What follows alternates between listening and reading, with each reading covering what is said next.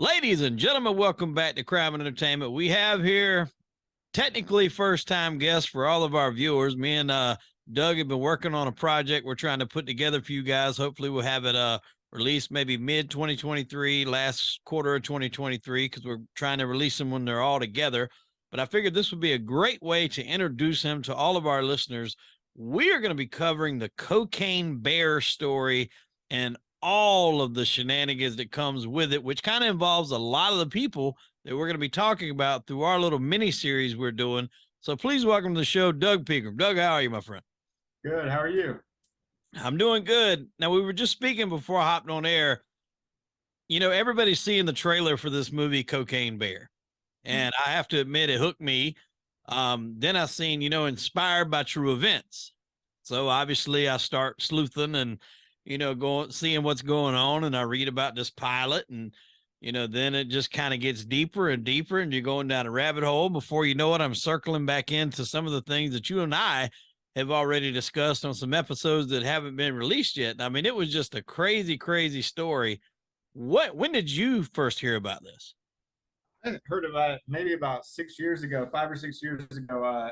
Sally Denton, Roger Morris and Sally Denton are very good journalists, and they were writing a lot in Playboy magazine, some other publications about Barry Seal, and so I just started following Sally Denton's work and came across a book called Bluegrass Conspiracy with this guy that looked like Tom Selleck on the cover. You'd almost see his short shorts, but it didn't show that far down. But Yeah. next thing you know, you hear about the way he died and the way he was found and what he was involved in, and it was pretty amazing. Wow. Yeah, because when you were talking, I think it was the last episode about a guy that hit the ground in a parachute and had 70 pounds of cocaine strapped to him. I'm like, that I'm pretty sure is the guy that was tied into this whole Cocaine Bear story. And when we pieced that together, I figured the movie's coming out. There's no better time to go ahead and drop this kind of behind the scenes true story here for everybody. So I guess we'll get right into it here. This story centers around a guy, Andrew Carter Thornton. Is that what do you know kind of about his early life? He was pretty privileged. He grew up in more of a high society in Kentucky. His family actually raised stud horses. He grew up on a stud ranch, and they actually had some Kentucky Derby winners in their fleet, I guess you could say, of horses. Mm-hmm. And he came up pretty affluently, like I said, went to Vietnam. He was in the military some, got out of that for an injury in, I think it was the Dominican Republic. I think it Yeah. was Purple Heart out of there, and joined the Kentucky police department as a narcotics officer, as well as he was a lawyer. He was a pilot. He's a lot of different things. Well, and two, I think when he was in the Army, he was actually a paratrooper in the 82nd Airborne, which will kind of really come into play here later on as we get thicker, deeper into weeds here.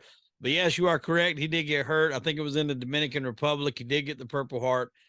And, as you said, he decided to join the police force. And then he did get married to a Betty Zering, I think was her last name. Do you know how long they stayed married? I don't believe it was very long.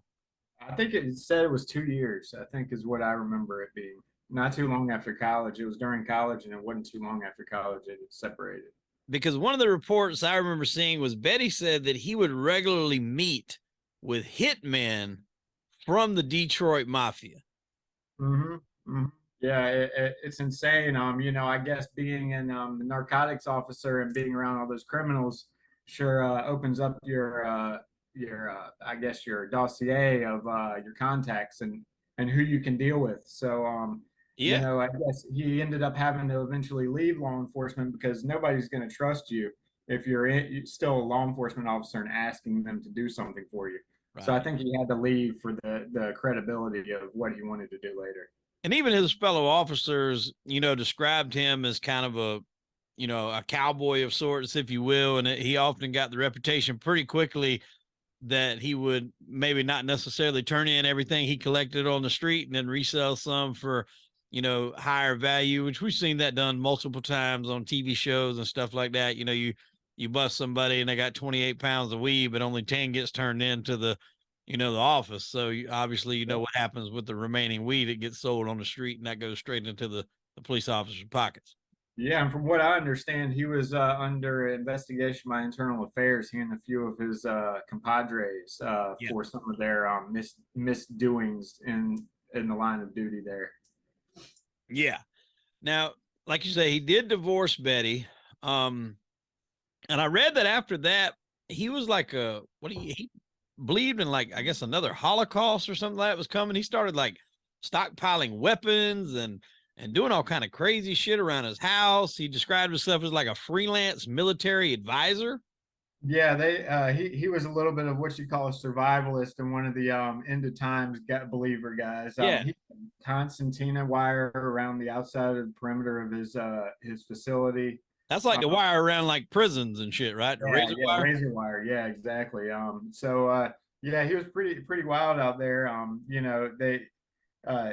He had people flying over. They were training people in there. Arms doings and things. They had a lot of people complaining about what was going on inside his ranch, and he said, "We're not doing anything illegal."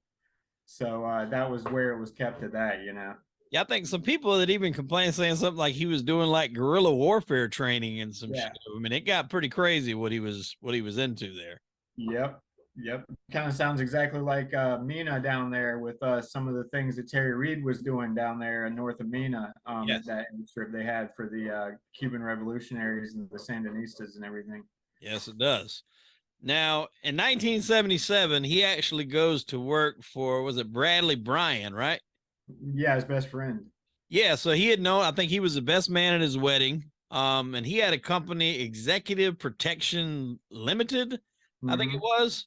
Now, do you know what exactly that company was? I never really got too much information on what that particular company was. I know what they would go on to become later, but not necessarily what it was at the time. From what I understood, it was a private security consulting firm, and a little bit of protection as well. So, it was kind of right along the lines of the things he liked to do, the daredevilish kind of things. But I don't think it was quite as far as he wanted to go, just telling people how to do it. He wanted to live it. And that was kind of the gist that I got, was it wasn't necessarily a career move for any other reason than to just really expand what he was already doing, just on a much larger scale, instead of just taking a few pounds of weed here, maybe a key or two here off the street. When he got hooked up with this guy who had a lot of connections, one or two brothers, actually, I think it's Chagra brothers. Is that how you pronounce that? Chagra, I think. Yeah, Chagra. Yeah, Chagra. So it's Jimmy and Lee Chagra. Those were connections they had, and these guys were really, really tied into a lot of organized crime. What do you know about the Chagra brothers? Las Vegas, and they were involved in some hits on some federal officials as well, drug smuggling. They were the guys that from what I understood, tied Bryant in. Bryant was into guns too. He had FFL and was able to manufacture weapons and guns, and they were taking guns just like the CIA was out of some of these military places and some of these sporting goods stores, and taking them down and trading them for cocaine. Just exactly, just dusting the book off for what the CIA was doing. But they were heavily involved in Las Vegas, but they were the in for Thornton and Bryant to actually meet up with some suppliers down in South America. Yeah, and I don't want to jump too far ahead, but you mentioned the hit on the federal judge. I think it was Lee was on trial, and Jimmy apparently gave the order, his brother, to put a hit out on a federal judge. The judge's name was John Wood. And I actually just recently spoke about this with Gary Jenkins from the Game Land Wire podcast. Very great podcast, but go check out Gary Jenkins' show. They called him Maximum John. Yeah. And the reason why they called him that was he would give out basically the maximum sentences, to anybody that wound up, being in his courtroom. And they had already said that he was probably going to give that Chagra brother life. So they hired a guy named Charles Harrison. Now, people may not be too familiar with Charles Harrison, but I'm betting money everybody is going to know his son, Woody Harrelson, the movie star that's been in countless movies throughout the years. White Man Can't Jump, Natural Born Killers, Hunger Games, Zombieland. I mean, you name it, mainstay in Hollywood for years on end. his father was the first ever recorded hit on a federal judge.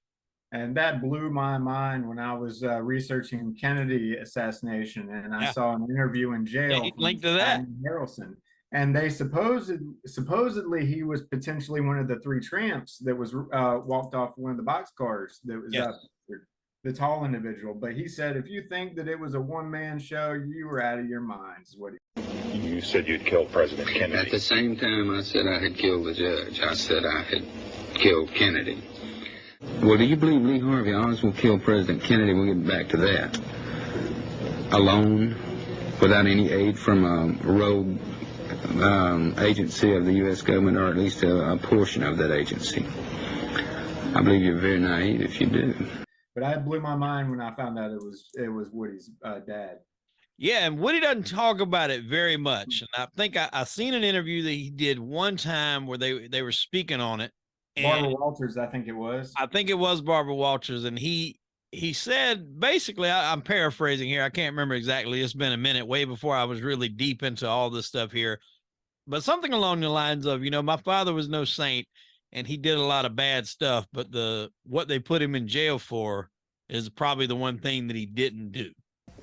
Fairly well known, if anybody's read anything about you or talked with you, that when you were 7 years old, your father went off to prison, convicted of murder. Tell me how you feel today, what the story is today. Well, he is in prison right now for the killing of a federal judge. I think that it was not a fair trial, especially because the guy who supposedly hired my father to commit the murder was later acquitted on a retrial. Woody, do you think your father is innocent of that second murder? That's what I've heard. I'm not saying my father's a saint, but I think he's innocent of that, yeah. Are you trying to have the case opened up, trying to have it investigated, trying to set him free? Well, let's put it this way. I haven't given up hope. Mm-hmm. Yeah. You said once that you thought that your father was a CIA operative. Yes? Yeah, he was. How do you know? What proof?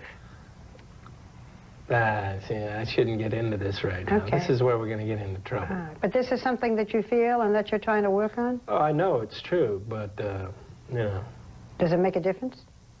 That he was trained by the CIA? Mm-hmm. Yeah, I think it makes a difference. Yeah. Yeah. So I don't know what you can take that's for what it's worth. Obviously, he's saying his dad didn't have anything to do with that. Who knows, but obviously, he knows his father had a very checkered past, if you will. Yeah, definitely. He was definitely, he had some contacts in the CIA and around those areas in the 60s and 70s. He was dealing with a man named Chauncey Holt.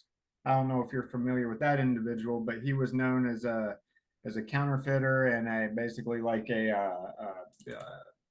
cowboy, basically. But he was an amazing painter and artist. But Chauncey was a forger as well.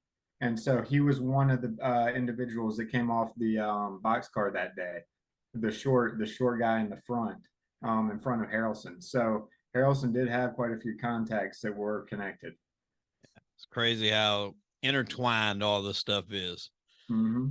And this goes off states too. I mean, because a lot of these guys are operating out of Kentucky. Thornton and Brian, hooked up with the Trackers. They kind of formed what they called the company. Is that right? Yeah, exactly like the CIA, the company. Yeah, the Everybody company. likes a shadowy, moniker there, I guess. And then they were pretty much their favorite planes to use was what the DC-4s, the Douglas Skymasters, because it was great for specifically hauling cargo. Around the 70s, they were pretty cheap too because they were starting to kind of get phased out, but their cargo was a different kind of cargo than most would think. Yeah, DC-4 was good. It had a long range. It had enough power for what you needed to do, and it also had a door that could be modified to slide in. Because if you think about it, you're trying to push whatever you're trying to push out of an airplane at 300 miles an hour. If you have to open up that door outward, it's either going to about rip off the hinges or you're not going to get it open. So What they have to do is what's called retrofitting it. They have to actually take it to where it slides in onto rails and slides out of the way, so that they can actually kick the cargo out and put the door back in place. So that's one of the things that they really liked about that aircraft as well. And see, that's always interesting to me, you know, the trial and error of figuring all this stuff out, because you obviously have to go up there and tinker with it. A lot of these planes were heavily modified, maybe gas tanks modified, especially when they were just doing weed, because that was a lot more weight than before you get into the cocaine. So you got a lot of weight on those planes, and they would configure them to to where you had zero margin for error. Like you've got enough gas, get there, get the load, come back. And if you go off course or you don't follow it to the T, you're probably running out of gas somewhere. I've had a guy on the show named Brian O'Day, and he made he broke down a scenario where they run out of gas and crashed in the ocean on one of his first loads, and they lost like 30 something pounds of weed in the middle of the ocean. Yeah, yeah, and yeah, every modification like that's supposed to be approved by the FAA.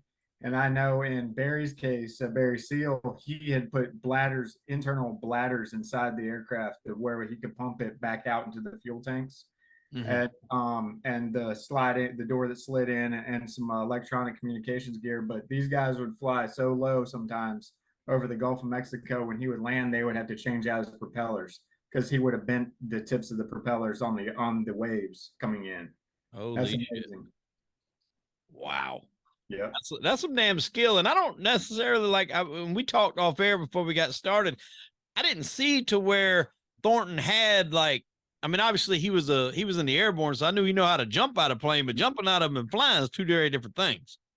Yeah, I never saw where he had a license at all. However, he did own aircraft. I know that there was a company that he had out of Wilmington, Delaware, that owned some of these DC-4s that we're discussing now. So you know, he did own them for sure, but I'm not sure if he ever really had a pilot's license. So yeah, I don't know. It's something I need to look into.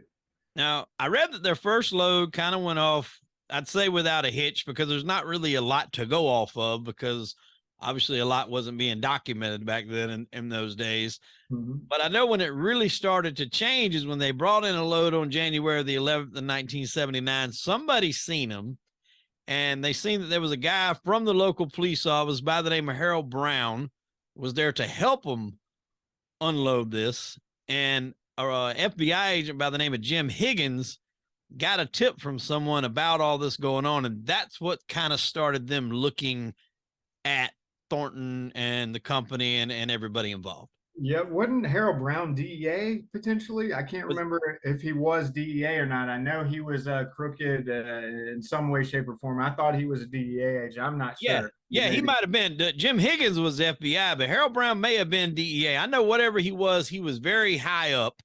And then he wound up, and we'll get into that here in a little bit, but he wound up basically quitting 6 months before retirement. It was right around the time all these busts and shit was starting to come down.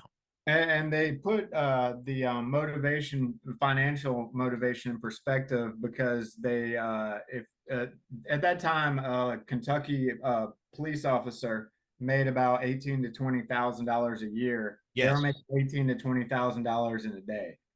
So if that puts it into perspective, it's definitely a motivator. It definitely could pull you over to the dark side. Hell yeah. I mean, that's got to be tempting for anybody to work all your year, risking your life, putting your life on the line, gone, maybe working night shift, long hours, 60, 70 hours a week. And these guys are just making a quick run with a plane and pulling that in a day. I mean, that's tempting for anybody, brother. Yeah, exactly. I mean, imagine it worked for a month and you've done, oh man, that's like 30 years. That's a career right there in a month, Now, even though, Jim Higgins was actually on, they still had probably, I would say, another few months of successful runs. And then we mentioned that Harold Brown I think he got wind that these busts were coming down. And he was just real close to retirement and wound up leaving. And the arrests started coming down, I think, around 1989. Yeah, and it stayed clean as long as they were moving the marijuana. When they were doing the marijuana, it wasn't that. There wasn't as much scrutiny, and there wasn't as much greed, and there wasn't as much on the line. So I think the stakes got raised when they switched products. And that's what we've had a guy by the name of Tim McBride on our show, who was a heavy marijuana smuggler. And that's what he said. He said, obviously, I'm not going to lie to you. He said it was tempting to go over there, but he said when you make that jump, he said there's a lot more that comes with it. There's a lot more risk, people were apt to maybe kill you over the money and exchanges over that, because that's a lot of money. Weed, not so much. I mean, they're looking at it as party favors, you know, that's chump change, even though it's still millions of dollars, it's chump change to what these guys are doing, moving the marijuana. And I mean, he done it for, I think he said 20 something, 30 something years and never carried a gun. He just didn't have to. It wasn't the type of environment, but that was staying strictly with the marijuana. Yeah, what they said pushes you over the edge sometimes is you can load an entire plane load of marijuana up, break your back, and make, you know, a tenth of what you can make by throwing a duffel bag in a C-172 and taking off. Exactly. You know, you have about a, you know, you can about retire off of one duffel bag in the 172 versus, you know, 5 or 10 loads of marijuana. And from what I was reading, it was around this time where Thornton and Bradley Bryant were actually kind of on the outs, because Thornton was, I think, nervous about getting involved with the Chagras as deep as they were. And he was kind of starting to pull away. But from what I read in my research, Brian was arrested in Philly after a maid reportedly smelled, I guess, marijuana coming from his room. And I guess she called it in. And when law enforcement got there, it was a lot more than just weed in that fucking room with him. Yeah, I mean, as much as I like smoking weed on occasion, I think I could have kept it out of my mouth and out of the hotel room until I at least got that thing cleaned out and I got out of town and I was safe somewhere, you know? Yeah, I think they said it was like semi-automatic weapons, disguises, over 10 fake Kentucky driver's licenses, 22,000 in cash, and really the killer, and this is what seems to get everybody, was a book with a lot of names, a lot of operations. Some of those names included, I think, the Chagras. They also included Thornton. I mean, I think in total 25 people were arrested in this whole ordeal. Yeah, the craziest thing was what happened with the judge in the very end with that whole case. What he actually got out of that whole case. Who, Thornton? Bryant. How he actually got you know, punished. Well, see, I read what he got 15 years.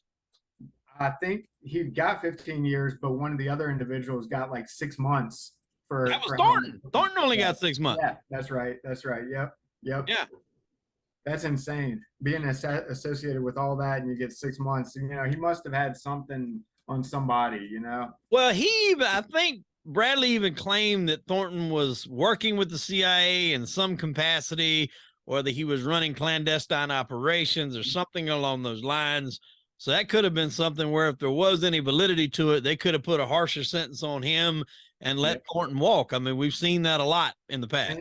And you know, when you look at what they were doing, how they were running the operation, what they were actually doing, the guns, moving them down to South America, taking them from armories and sporting goods stores and trading them for cocaine and all these things like that, you know, that's right out of the playbook of the CIA. They were doing it at the same time, you know, so that's, you know, where did he get that idea, you know, to do it exactly that way, you know? So. And that's what they were charged with, was conspiracy to buy and sell marijuana. And there was something along the lines of like they were stealing government property from like a Navy base or somewhere along in there to do exactly what you said. They were stealing that property to go over there and trade it for narcotics. Yep. Yeah, they were stealing it off of bases. Individuals that he knew were actually stealing them off of bases for him. In Barry's situation, they were actually being written off the books as lost at a training exercise, taken down to a parkometer in Arkansas and retrofitted, turned from semi-auto to full auto, taking the serial numbers off of it, reboxing them, throwing it in with some ammo and shipping it out. So there was a lot more to it in that operation, but they were stealing them right out of the National Guard armories and off military bases as well. So they just weren't writing them off. They were actually thefts on the books. So that's nuts. Yep. U.S. Customs, I think, also seized, I think this was from Thornton, was like a 50-foot minesweeper that had like 1,500 pounds of pot on it. Yep. Yeah. Minesweeper. And that's funny too, because Barry Seal also had a minesweeper that he was looking at retrofitting and using. Now these are boats, right? Minesweepers. Yeah, a minesweeper is a big ass boat. And they basically have a lot of electronics equipment, communication equipment to be able to detect mines that are, you know, from magnetically and other ways in the ocean. So you know, you can get a pretty good deal at surplus on these things. I mean, they're quite large. You need quite a bit of money, but it's a good deal for what you buy. And then I guess Thornton had gotten wind of these busts coming down. He actually came to North Carolina and was hiding out. That's where he was arrested. And then he was extradited back to California because all these guys are arrested, I think, in the Fresno area. And then he made bail for only 75 grand. That just doesn't seem like a whole lot. Yeah, I know that is pretty low, you know, but you do have to take into account a little bit of the 30, 40 years since it was then. So that could be, you know, 150, $250,000, but it's still not that much when you're involved in that type of operation, you know? Yeah, Go ahead. Do you know where in North Carolina where he actually was arrested? I didn't hear the actual location where he was arrested. I was trying to find that. All I heard was North Carolina. So I don't know. It could have been there, your neck of the woods there up there. Yeah, that's why I was asking. Yeah, it'd been in my neck of the woods. Could have possibly went back to somewhere near the Fort Bragg area since that's where he was with the 82nd Airborne. You know, who knows? Makes a lot of sense. Yep. I didn't read anything as far as him having any family or connections or, you know, any sort of, you know, place to go hide out, if you will, around that area. So possibly maybe reached out to someone in that area from his time when he was in the 82nd Airborne. Yeah, that makes sense. You know, and while awaiting trial, I thought this was fucking really creative and really genius. Now, do you know what he set up to have happen right before he was supposed to testify? Oh, I remember this, but I have forgotten. It was crazy too. Oh man, you're gonna have to tell me. Okay, so 2 days. I think it's like February the 2nd, 1982. He's awaiting trial. He's shot 2 times in the chest with a .38. That's right. All right, and this was to try to convince the judge that he was going to be killed because, as we're fixing to get into here in a minute, a lot of people were killed for the ramifications of this bust. And luckily, you know, he survived because he was wearing a bulletproof vest. Yeah. You know, but that wasn't by chance. This sumbitch actually set up that for him to be shot. He set up the hit, I guess, mock hit, if you will, to try to persuade this judge that his life was in danger. So he set this whole thing up to get shot in the chest. Yep. He must have really trusted that vest and the person shooting. The vest, and he was smart as to the ammunition he used as well. He used wad cutters, and wad cutters are target rounds that don't penetrate as much as they would normally. Okay, see, I heard that phrase used, but I didn't know what the fuck wad cutters meant. Yeah, wad cutters are basically shooting paper targets. That's what they're for. Yeah, when you're down in range. Yep. So yeah, he took precaution to use those kind of ammunition so they wouldn't pierce the vest. Yeah, a little bit more of insurance policy there. Yep. Wow. I mean, that's crazy. And like you said, the surprising thing is in his ordeal, I mean, he only got 6 months. I think he pled no contest. But like we said, he may have had good reason for trying to make this judge believe that, because there was a lot of people that got taken out. As I'm reading through all this, like that song, either in Goodfellas or Casino, both of them have a montage towards the end of the movie where everybody just starts getting killed. You know, everybody that had something to do with Lufthansa heist just starts turning up dead. In Casino, everybody didn't know anything about the skim started turning up dead. I think they're playing like House of the Rising Sun in the background, and I can hear that in my head as I'm reading through all of these people that wound up getting killed, and it was crazy. Did you have a count? Did you actually count them up and see how many you got to? I think I'm at like 5 right off the bat. Now I'm sure there was probably more that I was able to get. One person I couldn't find a name on, but it was the guy that actually gave Higgins the tip originally that they were bringing that stuff in. I couldn't find a name on him for some reason. Okay. Yeah, it's interesting. Now, Bradley Bryant, I don't want to skip over that because we kind of mentioned this earlier. He got, I think it was a 15 or 16 year sentence. 22 of the 25 defendants either went to jail or became government witnesses. Yeah. And that ties into a very, very a woman that's standing by his side. Let me just put it like that. She definitely stood by his side. If that woman went the distance for Bryant, with the whole another federal employee being killed. Yeah. Remember that? Oh, that wasn't Brian, was it? I thought that was Brian's wife. That was Brian's wife, I thought, to get him out of jail. that shot the guy? Yeah. No, I think it's a different guy. Oh, really? Oh, Yeah, man. it's a different guy. It's a different guy. We'll get into that here in just a minute. Yeah, it's so many people and so many people getting killed. It is crazy. But the woman, one of the women that went, the first one that I was researching was a woman named Melanie Flynn. Now, Melanie had apparently, I guess, contacted her father. She was working, I think, at a school. Her father asked her to drop off some papers after work, and then she was never heard from again.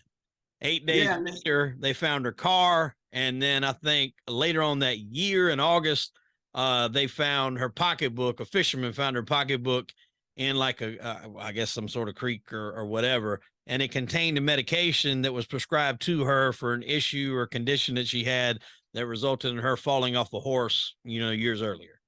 Yeah, and they said that she was playing informant to the law enforcement in the area. What does a lady who works at a school know about the drug operation in the area? How was she associated in that manner? I never got that. From what I read, that she was actually in a relationship with, not necessarily long standing, but at least an on again, off again relationship with Thornton and also one of the other guys in there. But then she started seeing one of the guys in the new narcotics unit. So I think she was kind of double dipping. Apparently in the guy she was seeing from the narcotics, she actually started to fall in love with, and then I guess start to shoot some information over there, because see, when they found that pocketbook, they were trying to push the narrative that she maybe had ran her car or fell in there somehow, or just committed suicide. That was the speculation. And over the last 45 years, there was a few witnesses that said one thing or the other. They kind of withdrew their, statements. And this thing was even covered, I think, as late as 2019. Somebody had come up and said they knew a location of her body. It turned out to be untrue. But I mean, still, the case remains open. Nobody's ever been tried for it or anything. Yeah, deathbed confession, those are just start happening now when you get a case this old and people start feeling guilty and wanting to make amends with their creator, for things like that. But sounds like she had a penchant for law enforcement individuals, huh? I think it sounded like she liked to play both sides of the fence for sure. Yeah, have the best of both worlds. That's crazy. As we know, people that do that tend to not always come out on the best end of things, obviously. Yeah, and I from what I could tell, it didn't really seem like Thornton was probably the one that had any of these murders done himself. It sounded like there was people associated with him. It didn't really sound like he was the one that was going to be out there doing that kind of thing. Right. Now, the one you were talking about was a Florida state attorney by the name of Eugene Berry. Yep. Now, this was January 16th, 1982. He was at his home with his wife, and he got a knock at the door. He went to the door and answered it and was shot multiple times. His wife come to his aid, called 911, but ultimately he did die of his wounds. That killer was named Bonnie Kelly. Her husband was Mike Kelly. That's right. Yeah. Eugene Berry had put him in jail. That was kind of the reasoning for all this. She, like I said, she was the wife of Mike Kelly. The crew kind of put her up to doing this. I think they even gave her a gun. They gave her an alibi, to try to get out of doing all this. Cause Mike, he was convicted. It wasn't even anything that was involved in the company. It was like a solo operation where he was doing something with a boat and he got arrested for weed. And like I said, Eugene was the guy trying to put him away. Now, his role in the company, he actually handled like all the anti-surveillance stuff, all the electronic stuff to help these guys go undetected either in their airplanes or, whatever. Yeah. That was kind of his whole tie into the company. That was his job. And he also had a license to sell weapons, which obviously made him very valuable to those guys as well. Yeah, definitely. Yeah, they said when he got shot, she heard a knock at the door and he said, "Can I help you?" She heard the gunshots and then she ran to call 911, then ran back to him. And I think a witness said that they just saw a lady in a jogging suit or sweatsuit. That was it. Yeah. So like I said, Mike was busted in that unrelated thing to them. He is facing substantial prison time. So Bonnie, under the guidance, the guy's name that kind of put her up to this was named Henry Vance. Now, this whole thing kind of comes full circle later on. It's crazy how all these things tie back together. But like I said, Vance supplied her with an untraceable weapon to go down there and do this. He was questioned about it, but denied, of course, at the time, denied anything, to do with it. Bonnie was found guilty of the murder, and I think sentenced to 25 or 35 to life. I know she's still in prison. Yeah, and she kept her mouth shut until they came in with the locals to talk to her. She was keeping her mouth shut until the Lexington boys came in to talk to her. Because she's in Florida, right? She is in Florida in prison, and when they come in to talk to her, they only come in to talk to her because I couldn't find the exact charge of what they charged Henry Vance with. But Henry had told her that as soon as she left, she needed to throw the gun in the river or some sort of body of water. Well, when they came down to talk to her, she wound up telling them where she threw the gun. They got like this huge ass magnet. Put it down there, like dredged that river, somehow or another found that gun or something along those lines. That's how they pieced it all back. And they was able to bring charges and get a conviction 2 days before the statute of limitations run out, and they could not charge him. So they literally was like racing the clock to get that conviction. That's crazy. I didn't think there was a statute of limitations on capital crimes. Maybe our state is not, but I don't think there is, but it was something like what he was actually charged with. He wasn't charged with murder. It could have been manslaughter or something. Yeah, well, I don't even know if it was that because he wasn't the trigger man. It could have been like not aiding and abetting. That's a little too light. Conspiracy or something along those lines. Whatever they did charge him with, because he didn't actually commit the crime. The statute of limitations was going to expire, and they got him in there in the courtroom 2 days before it would have been too late. So, kudos to that. And that was Higgins, what we talked about. I'm pretty sure that was Higgins, what we talked about. Able to get that in there. And the funny thing about it is that guy was in jail, I think for like 15 years, or at least that he served 10 and he got out. The neighborhood that he moved to, that's funny. It was like a quiet little neighborhood, and he was actually going blind. So he would walk his dog, and then, not being able to really tell who his neighbors are, just knowing their neighbors, throw his hands up, say hello or whatever, not knowing that one of his neighbors was the guy that put his ass in prison, Officer Higgins. Yeah, because you don't check all your neighbors out when you move somewhere. You don't think it's going to be that small of a world, but it seems to be. So that's insane. I think it was like Frankfort, Kentucky, or something like that. I think was the area that he moved to. So that was just crazy. And a plot twist to this whole thing was Mike was freed on an appeal and got out, and that was the whole reason why Bonnie Kelly shot this damn attorney down there in Florida, and he gets out. Mike gets out of prison. Yep, that's a karma there. That's like if she wouldn't have done it, if she had just sat back and waited, everything would have worked out for her. But that's what happens sometimes. And I think Bonnie is eligible for parole in like 2059. If she was to make it that long, she's going to be like 108 years old. She would have served 74 years in prison. I don't think her chances of making that are very very likely, but I think I looked. The oldest lady that ever survived in Florida prison was 85 when she died, or 86 when she died. So I don't think that's going to be happening. Even men, I think Sonny Francis was damn near over 100 when he got out. Yep. And they kept him in there for quite a while. Another guy that I couldn't find a whole lot about him, but just a few facts about his death, was a man by the name of Robert Walker. You know anything about him? I saw something about him. He testified against him and was found in a swamp with his throat cut. Yeah, was strangled. I think he was strangled. He was a witness in Thornton's trial that had testified. They found him. It was right outside of Tampa. The one that gave the tip originally to Higgins, that was the one who they found his throat cut in Miami. That was the one about the low-flying aircraft, right? About the low-flying aircraft, Yep. Now, Wade Brown, who we mentioned earlier, the guy that got out of there right before his retirement, he was actually found too in a very suspicious, what they called self-inflicted gunshot wound, but not everybody really buys that story. Please tell me it wasn't as bad as Family Malik. Yeah. Oh, no, not quite that bad. I don't know if it gets worse than that.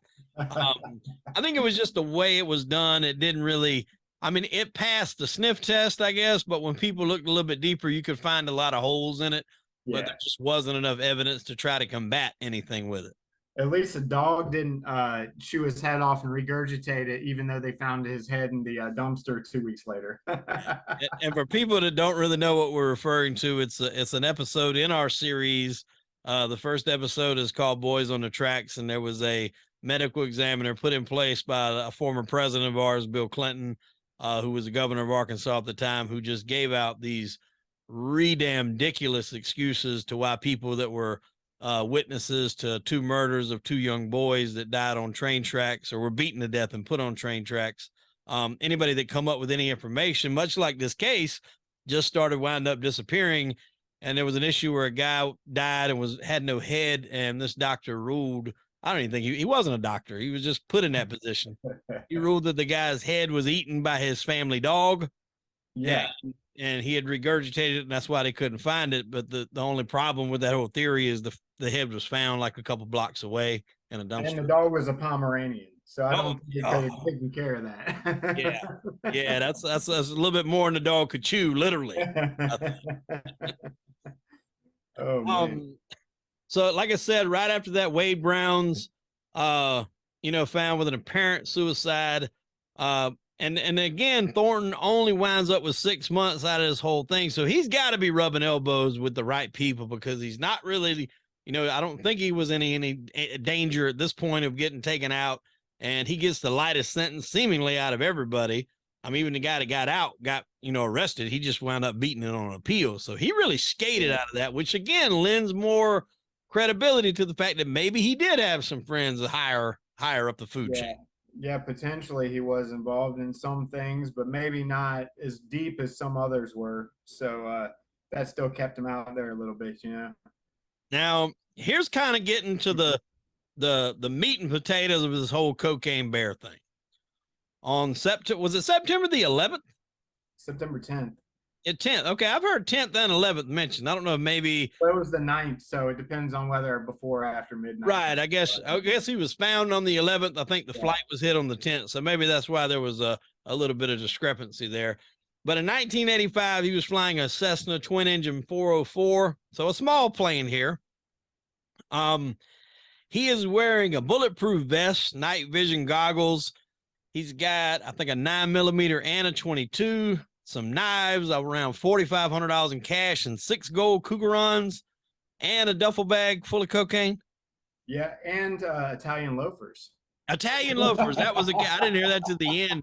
Italian loafers. So not exactly your typical jumping shoes. Are you going to be jumping out of an airplane? No, definitely not. Now, before he jumped, and we'll get into the conspiracies of how and why and maybe what forced him to do it here in just a second. But before he did decide to make his jump or was thrown out, whatever, may have happened, he threw a few more bags out. Yep. Prior to this. And he had an individual flying with him as well that night. Right. And see, that's what I come across a little bit later. I didn't know about that. He had, I guess, told that guy, was that the karate guy? I think so, yeah. He was like a karate instructor. He was friends with Thornton. Thornton had told him to come along, that he had to go do a business deal in the Bahamas, but he didn't wind up going to the Bahamas. He went all the way to South America. They load up this thing. They're coming back. And there's where the kind of reports start to differ. I heard reports of a third guy on the plane. I've heard reports that Thornton was under the impression that they were being followed. Yeah, that's what I heard, yeah. And then there's been everything from Thornton jumped out and hit his head on the wing and passed out, which is why he didn't pull any chutes, to somebody may have bonked him over the head in that plane and just threw him out. I mean, there's been all sorts of different things. What are some of the I guess, possible scenarios that you heard, and what is maybe your line of belief of what actually? Well, what I think, they're debating on whether or not he was trying to pull something off to not have to pay the cartel back. Right. So he throws out a couple of bags on the way. He's got a ground crew to pick those up. He jumps off with a duffel bag partially to load, says that he had to abandon there, and he keeps a little bit of it to look good. Yep. But my problem with that though is the way they were tossing them out, they didn't have trackers on them, and it was all the way across this. They would have been awful to try to find those, right? And so I'm kind of under the impression that he might have gotten spooked and thought that they were being followed by the DEA. Mm-hmm. And apparently had the other guy jump first. Now, what I read was the other guy jumped first, and then the other bags are thrown out, and that doesn't make sense to me. How do you throw bags out while you're flying the airplane? You need the other guy to throw the bags out. So the bags had to have come out first, unless there was a third guy. Well, see, I heard the reports of the third guy, and then also that they put the plane on autopilot, which I think eventually did fly into, I don't know, it was a mountain or something and crash. Yeah, North Carolina. See, I've flown one of these Titans, and they're a 12-seater. They're pretty tight inside, but you're gonna really be cramping to get back into the back of it. You're gonna be hunched over the whole time. You could put it on autopilot and do that, but if he had all this stuff on him too, which is gonna make it 10 times harder. Right. He's got chutes on, and he's got bulletproof vests on, and all this stuff and he had those bags tied to him at some point, probably right before he jumped out. But he almost definitely had the chutes and everything else on while he was flying, because that would be too difficult to maneuver in and to try to get all that gear set up in the heat of the moment. Now, did you ever hear if he partooketh of his own product or not? I wonder if the paranoia was setting in potentially, or I don't know. I never heard any reports that he was a drug user. Out of everything that I researched these last couple of days and prep for this episode, I never heard anything as far as him partaking in his own, product, I guess, if you will. He didn't get his own supply. So from what I can understand, the other individual made a statement after he had landed that he had jumped. He was told by Thornton to jump, that they were being followed. His first time he had ever jumped out of an aircraft.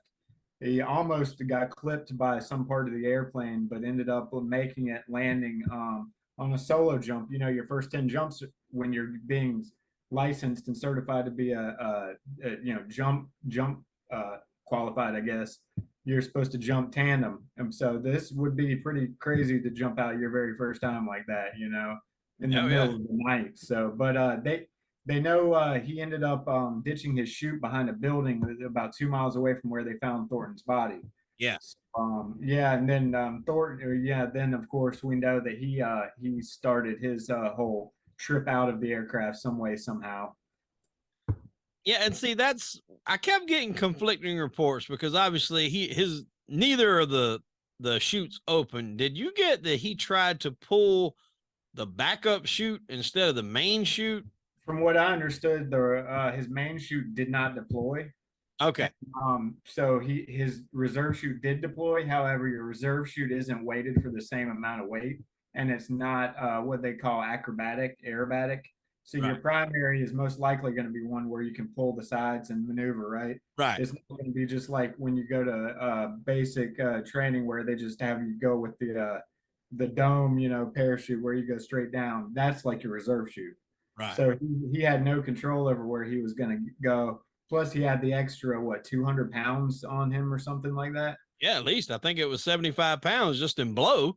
And we wonder, like where he figured out the reserve, where the primary wasn't working, and where he deployed that. It could have been 300 feet above the ground, which would definitely not have been enough time. Oh, plus, no. Plus it wasn't rated for that type of weight, so he would have fallen quickly anyway. Right. This isn't Point Break, folks. It doesn't happen quite like it did in that movie. Now, a man by the name of Fred Myers comes out to get his morning paper or whatever, I'm guessing that morning, and sees Thornton basically just splattered out of his driveway. When I say splattered, I don't necessarily mean that literally, because the reports were when they found him, he actually did not look very worse for wear, I guess you could say. The coat was under him. Yeah. So they said that really impacted his spine, which I think crushed his aorta. And, he probably died fairly quickly after the landing, if not from head trauma. But and they said other than like a little bit of blood, I think, coming out of his nose, it didn't appear that he was beat up or anything like that. Yeah, exactly. That's what I heard. It's just a little trickle of blood, probably internal bleeding, internal damage is what he died from. I mean, he hit from what I understand, concrete driveway. So, that will do it. Yeah. And now we talked about him having a duffel bag, 75 pounds of blow. We may mention that he threw a few of these bags out. I think it was near the Chattahoochee Park. And some of these bags landed roughly about 50 miles away from where he landed. And a 175-pound black bear happened to stumble across these bags of cocaine and I guess was intrigued a little bit and apparently liked the smell and the taste. And I think they said he consumed about 40 football-sized packs of cocaine. Yeah, they said when they did the autopsy, his stomach was filled to the brim. I don't know what would be so like the inviting of that diesel smell, you know, that kerosene smell. It wouldn't appetize me, but I'm not a black bear that's 175 pounds, so I don't know. Yeah, whatever it was, he really seemed to like it. Yeah, definitely. Yeah, they say rip 3 packs open, right? Three bricks open or something. I heard 40. Oh, okay. Well, it might have been bundles inside of those big bundles, you know. Yeah. Yeah. So yeah, but they said he definitely died of acute cocaine toxicity. So for about 5 minutes, he would have been the highest bear in the world, you know. Oh yeah, yeah. He had a hellified trip. Yeah. I can't even imagine. I think the name they're calling him now is Pablo Escobar. Yeah, yeah, and he actually had more of a trip after his life, right? And then it's crazy. We're gonna get into that too. He bounced from owner to owner. Was with Waylon Jennings for a little while. Yeah, but I mean, it's crazy. One thing that struck me funny though about the Thornton jump out though, why did he have a vest on? Well, that's one thing I was thinking about too. But I mean, I don't know if that's just something that maybe he was always wearing it. Maybe he was just cautious. Maybe that could lend more credence to what you said. Maybe he was doing a little bit of his own shit. Obviously, when you see guys doing that, especially in the movies, it's based off real stuff. These guys get very paranoid. They always think somebody's out to get them. They always think, you know, somebody's looking out for them. You know, maybe he didn't trust whoever the guy was in the plane 100%. You know, what I was thinking maybe he was planning something he had planned to do or something he was planning on doing in the plane. He wanted to make sure he had a little bit of protection because when you're flying a plane, you're having to turn around behind you to do something or next to you to do something. It's not the best situation. You know, you can't duck and move and that kind of thing. And right after this, there was that report of that guy saying that he was on the plane with him. And then right after this, there was another incident where a plane of like 16 skydivers, their plane crashed. And reportedly, it was retaliation for them botching this whole load because obviously now with Thornton not making it, that cocaine is then, you know, discovered by the authorities. I'm not 100% on how much they collected of what was dumped out throughout all that area. Obviously, the bear got his fair share. And I'm sure there were a lot of tourists out in the woods there for a little while. Yeah. Oh, yeah. A lot of people. Some people probably made out pretty good off that trip to the Chattahoochee River for sure. Yeah, definitely. You know, if it was my driveway, they might have only gotten back, you know, 1% of what they did. Yeah. I've seen some kids come up here and took off. I don't know what they were carrying, officer. I don't have a damn clue. That duffel bag was empty. I don't know why he had an empty bag with him. I don't know. Probably fell out on the way down. I don't think I can tell you. Hell, you know. I don't know where he come from, by God. Yeah. But yeah, there was, like I said, I did see reports that next plane crash was possibly a revenge. And then they looked and it was something with the fuel. And somebody was saying that somebody had put sugar in the tank. But then when they done a little bit more research, what it was the fuel had actually been, I guess, exposed to the elements. So I don't know if that meaning that was heat or what it was, but it actually created some sort of fungus, which in turn clogged up the fuel lines and made the plane. I think from what I understand, it was beginning its ascent and then started to fall. And at the height they were at, it was too low to jump out. They couldn't really do anything. And then it crashed. And sadly, everybody on there died.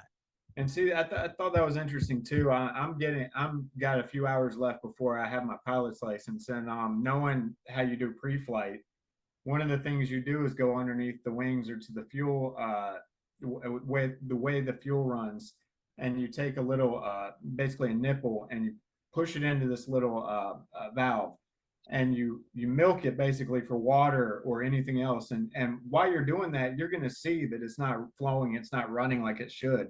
So I wonder if they weren't rushed through their pre-flight or just got complacent. Oh, this is my plane. I know it's good, you know, kind of thing. Because wasn't that one of the people that was directly involved with him, Yes. potentially in the aircraft that day or Yes. something like that? That's what I Yes. thought. Yes. And he was a skydiving instructor, so he went back to his home and was Yes. just running his day-to-day operations when that happened. Yeah. Yes. And that's why they were thinking that it was linked, because obviously, even though that theory has been floated, like we covered earlier, that they were trying to toss out a few bags, then him jump out with what he had, the plane wreck, and say, hey, we were being followed. I saved some of it, but that's the best I could do. The rest blew up on the plane. So it kind of puts you in good favor to a little bit that they saved some of it, but really he kept, you know, the lion's share probably to himself. But, yeah, because they said there was a rumor that he had done that previously, right? To the cartel at one point, potentially to make saying something was lost when it really wasn't, and getting one over on them. well, that's nothing new. I mean, we've had instances of that happen, you know, in Arkansas with Barry Seal and all that, which is what led to that whole boys on the tracks Oh yeah, thing that happened, with some guys being out there to kind of oversee these runs that people were saying, you know, got ripped off or never found or whatever. So all these things very plausible. I mean, for people that's not really in tune to how, I guess, that side of the underworld works. I mean, just because these guys are all drug dealers, they're still trying to rip off each other and get a come up like anybody else. yeah, and it's not like you can call the police and snitch on them or rat on them. Hey, this Right. guy stole my cocaine that I was dealing with, you know. So that doesn't work very well. You got to handle it yourself, you know. Yeah. Now the bear. This is fun. The bear's got a hell of a history after he died. So obviously we talked about he had the autopsy full of cocaine, and they stuffed him and put him on display at the Chattahoochee River Recreation Center area. Mm-hmm. Now, I'm not sure how long he was there, but I do know that there was a fire. The bear was relocated, I think, to a storage unit or something like that. Then he was stolen. Mm-hmm. He was pawned. Now, I want to see who brings a fucking stuffed bear into a pawn shop. Wasn't that an episode of Pawn Stars? That's what I was thinking. If there's an episode on there, I got to see it. Because, I mean, I've heard of a bear skin rug now, mind you, but a whole bear? I mean, that's just another level. That's a whole damn bear. I'm thinking like that, the bear on, Roadhouse. Yeah, exactly. Fell on, what's his name there at the end of the movie? Tinker. Then his values just ever more raised when he became company with famous people in the country music business. Yeah, well, see, after the pawn shop, he goes to a country singer by the name of Waylon Jennings, who a lot of my old school country people will know. Then after Waylon Jennings, it goes to a man by the name of Ron Thompson. What did you find out, if anything, about Ron Thompson? I didn't look too far into him. What did you seem like you found a couple interesting things out about him? Basically, he was kind of like the supplier. I don't know necessarily how deep in the drug world he was as far as being a dealer, but definitely the guy that had whatever you wanted, I guess. Maybe like a party guy out in Vegas. So if you're looking for maybe some girls or some blow or whatever the case, he's got your blow, he's got your girls, he's got the bear that ate all the cocaine down there at the Chattahoochee. Oh, wow. Yeah. And it stayed in his house until 2009. And then I guess when he died, they had like an estate sale, and this Chinese man bought it for $200. Wow, that's a deal there, isn't it? Wow. Yes, that's what I'm thinking. I'm like, I'd have paid $300 for that bear. I wish I'd have been there at that damn estate sale. At least $250 I'd have gave. I'd outbid the damn guy for sure. And didn't somebody have to sell it because their wife hated it or something like that? Well, it was the Chinese guy. His wife hated that thing. And then he actually died. And there was a company or I'm not sure if it's a company or what it is, that it is Kentucky for Kentucky. And that's actually where the bear is at now. They reached out to the wife, said they wanted to get it, to bring it back, to put it on display. She basically charged them to freight to ship it. She's like, I don't want anything for it. If you would just get it the hell out of here. I don't like it. And that's where that bear remains today. Kentucky for Kentucky. Pablo Escobar is on display, and it's got like a little, they'll put different stuff on him throughout the year. But he's got a plaque explaining a little bit about, the history of him. And it's basically a damn hindrance to keep kids off drugs. It's like a drug awareness type thing is what they've decked it up to be. So what's the what's the company that's making the movie? Do you know if it's Paramount, Universal? I do not. I do MGM? not right off the bat know who exactly is making that movie. I wonder how much they had to pay the old bear for the rights to his story there. Yeah, I'm not sure because obviously, you know, as we've covered this, obviously, you know, the bear did not go on a killing rampage, eating people at a phenomenal pace. As I'm sure that's what we're going to see in this trailer. But and that's what kind of drew me in. I was like, damn, did this really happen? Did this bear eat cocaine and just go killing people? But obviously, That's you know, crazy. all this is fabricated. But yeah, I'm not sure who you would have to pay rights to, and I'm not sure how much. I'm curious now that I've done all this research, and hopefully that our listeners are going to catch this before they maybe see this movie, how much they incorporate the backstory into it. I hope to God there's a 75% of the backstory, because chasing this dead bear around for an hour and a half, I don't think is going to be prime time, you know? Yeah, well, I think that's why they're going to put it as this bear just don't die, and maybe the movie's just going to be everybody trying to kill it. Obviously, I know it was one of Ray Liotta's last films that he was in, so I'm looking forward to seeing that. I was a big Ray Liotta fan. But you know, just crazy story of all the different places this bear wound up. It's really really fascinating when I got to looking into it. All the different places this bear wound up. Did you Yeah, read and anything else anybody, about it? no, well, actually, I did. Yeah, interesting aside was that one of the individuals in this billion-dollar smuggling operation was the man who invented Tang, and also an all-pro wide receiver by the name of Lance Allworth. And he had a penchant for bazookas, whatever that means. Now, from what I see, that he was also called nicknamed Bambi, Yeah. and he worked for he played for the Chargers and the Cowboys, and was all pro Hall of Fame in '78. A white guy from Texas, and went to college in Arkansas. So I don't really know how he was involved or anything with this operation, but I thought that was a really really interesting side note. He was also co-inventor of Tang, supposedly. Yeah. So Well, so one thing that I did want to end on, kind of a side note as well, there was links that Thornton was tied in with guys like Oliver North in the Iran Contra, which obviously involves Freeway Ricky Ross, who we hope to finish off our 10-part miniseries and have him on the show. What did you see as far as lineage between Thornton and Oliver North? I saw some contacts with some individuals that had some things to do with some airlines and some aircraft, as well as just basically time and place of what they look for. You know, when they look for guys, this type of operation, usually have gone through the military, usually have airborne training, usually a daredevil, that kind of guy, and well connected in political circles, and usually pretty intelligent individuals. So that's what I saw, but also a lot of their MOs are quite similar. A lot of the ways they were doing things, and actually the same business at the same time, really, were kind of similar. I Yeah, don't think he was a lot of right. parallels.